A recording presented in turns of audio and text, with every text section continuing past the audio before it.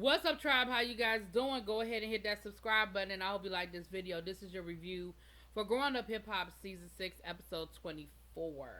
So, we start this episode off with the fellas hanging out. We see Boogie for the first time this season. I thought Boogie had left the show, which I still feel like he ain't on the show because he was only in this one scene, and so, you know. But it was Boogie, Twist, Eric, Sean, JoJo, and then we got Old Dirty Bastard's son. Now, if you guys watch Growing Up Hip Hop New York, him and his sister were on Growing Up Hip Hop New York, and I actually liked Growing Up Hip Hop New York. I think it became a victim of the beginning of this whole shutdown situation, and maybe that's why we didn't get a season 2 because of filming. But I thought they had put together a pretty good cast in New York, a pretty good group of hip hop kids. But anyway, moving on.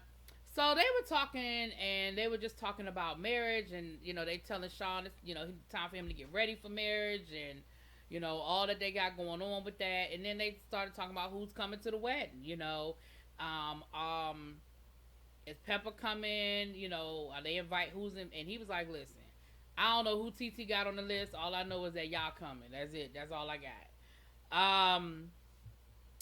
Then we have a scene with Sequoia with her mom, and basically her mom is talking to her about what happened at the, she's talking about what happened at the cookout with Savannah, and how she just ain't really interested in making up with Savannah. And the mother was like, but listen, I have a relationship with Stevie and your dad, and we're like a whole family, and we really don't need to have y'all not being cool. Now, we found out that Sequoia's mom was a rapper back in the day, and now she does like artist development and stuff like that. We find, Casey's son is there. We see him in the studio later on. He making music, and he's at dinner, and he's like, he's at the house, and Sequoia's like, listen, I hear what you're saying, but she's the one that's disrespectful. She's the one that, assaulted me and put her hands on me. Like, I don't feel like I need to be making no effort to be cool with her and try to fix things with her. Like, I'm not trying to do that. So at the end of the day, I don't know what y'all trying to do as far as this family situation is concerned, but I'm not in no rush to try to make up with her.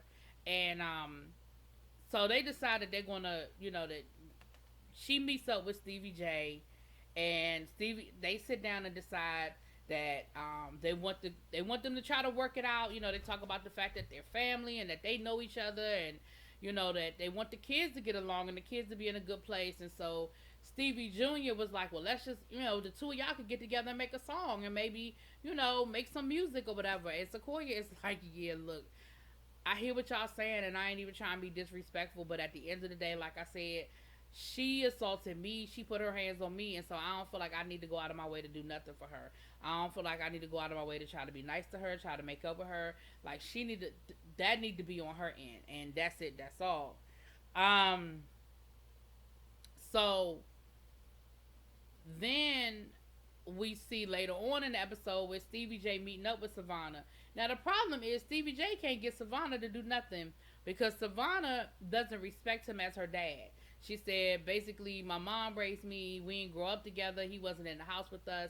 And I feel like she's got a lot of sort of resentment towards her dad and what she perceives what he did or did not do for her as a child. Now, Stevie's thing is, I know that me and her got our relationship issues we need to work out, but she's also spoiled. And, trying to get her to understand that we need to try to work this out, and it's just not working. It's just going in one ear and out the other. And she's like, listen, I'm not interested in working things out with her. I'm not trying to work things out with her. That's it. That's all. So then we get a scene with JoJo, Old Dirty Bastard, and son, and Eric. They're at the baby store buying some stuff, and again, they're talking about their legacy, and they're talking about how they want their children to grow up not in a broken home, and understanding, being in a 2-parent household. JoJo was like, listen, my parents split when I was like 3, so I don't ever remember my parents, having that loving relationship. And Eric said, that's why I settled down and decided that I needed to stop playing around and marry, the mother of my children. I think I forgot how many he has, but Old Dirty Bastard got like 7 kids. And again, if you remember him from growing up hip hop New York, he's a different dude. He's real special. But he did also talk about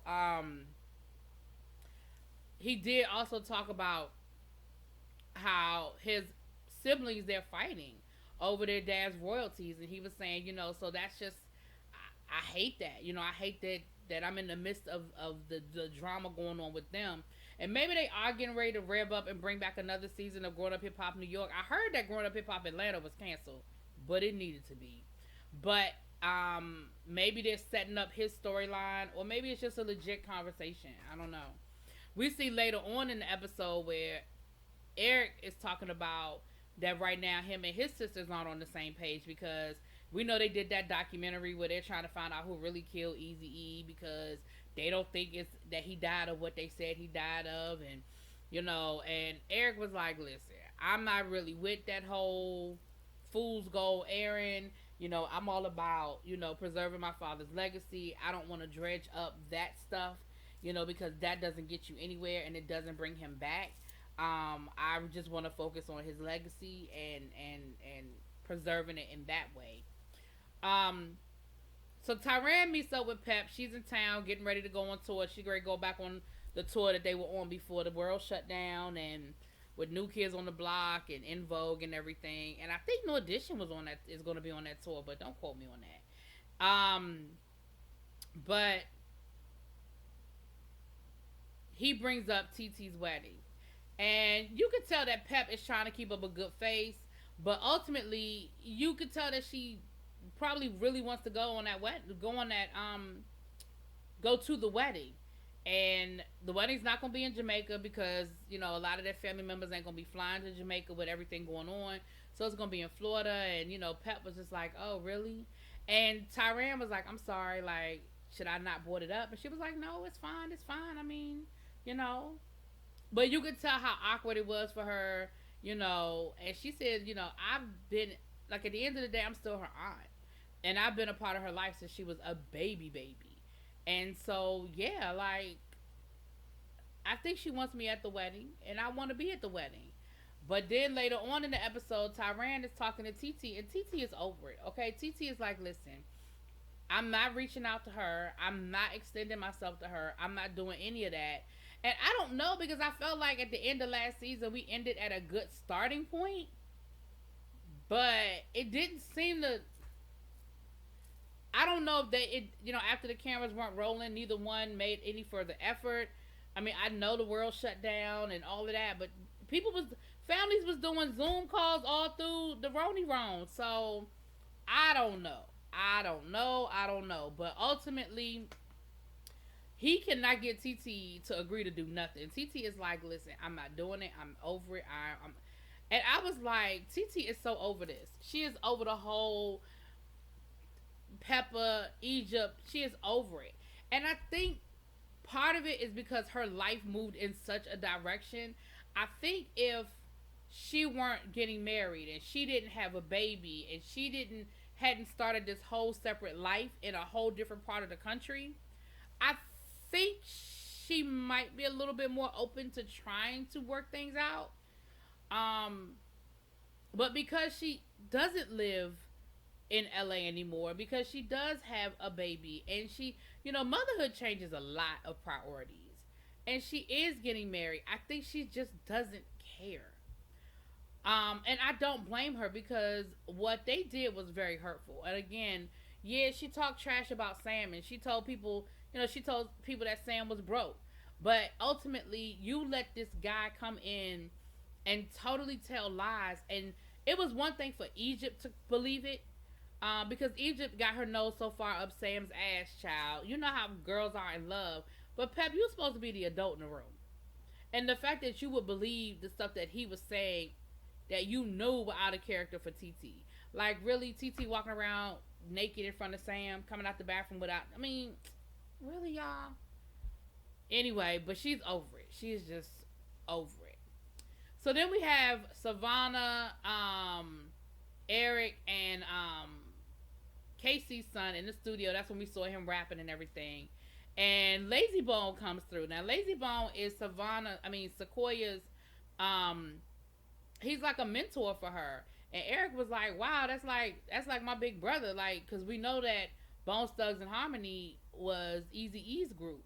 And so he was like, like we grew up, like I grew up with him, like I know him, and it's like, damn, it really is a small world. And so, he comes in to listen. She said, he listens to my music. He gives me his stamp of approval. So she played her new single for him, and um, he loved it. He was like, "Yo, this is a hit. You need to make sure you put it out there and all that good stuff." And then they got to telling him about the situation with Savannah. And he was like, "What?" He said, "That's not even your style. Like, you're not no rah-rah type person." And she was like, "No, I'm not. But, when somebody pushes you to that point, like, if they push you there, they push you there."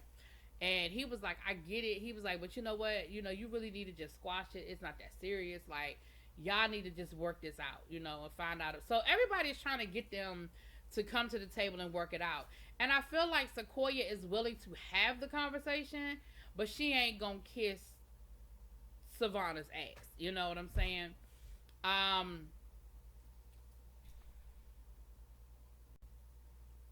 And that's pretty much all that went down in this episode. It wasn't really a whole lot. It was a little this and a little that, but y'all let me know what y'all think. I'll talk to y'all later. Peace.